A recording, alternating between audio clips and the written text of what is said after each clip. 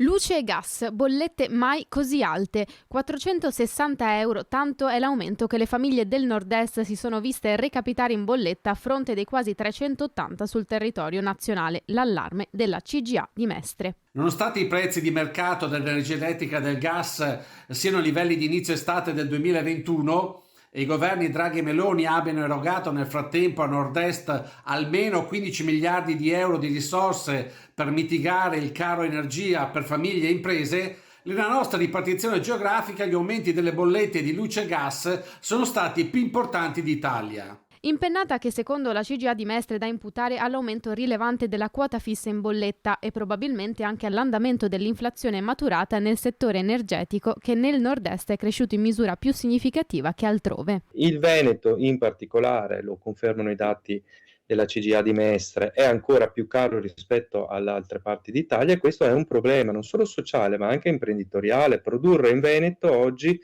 costa di più rispetto ad altre zone d'Italia e questo ha delle conseguenze gravi anche sul tessuto economico, sulla competitività della regione, oltre che naturalmente sui portafogli delle persone e delle famiglie. Prezzi dell'energia che, come ricorda la CGA, sono tornati ai livelli dell'estate 2021, ma le bollette segnano comunque un'impennata consistente. Ora, con i prezzi in calo, sarebbe il caso di abbassare anche le bollette, magari attraverso un deciso intervento delle autorità per l'energia nei confronti dei fornitori. Aumenti che l'Associazione Italiana Difesa dei Consumatori ha provato a spiegare anche analizzando il profilo dei consumatori del territorio del nord-est, maggiormente inclini a rimanere fedeli ai propri fornitori e quindi a non valutare eventuali offerte di altre compagnie energetiche, comportamento che rende il mercato poco concorrenziale, motivo per cui Adiconsum invita le persone alla luce della liberalizzazione del mercato a fare attenzione alle possibili offerte. Dobbiamo essere in grado di saper approfittare delle offerte commerciali migliori e da questo punto di vista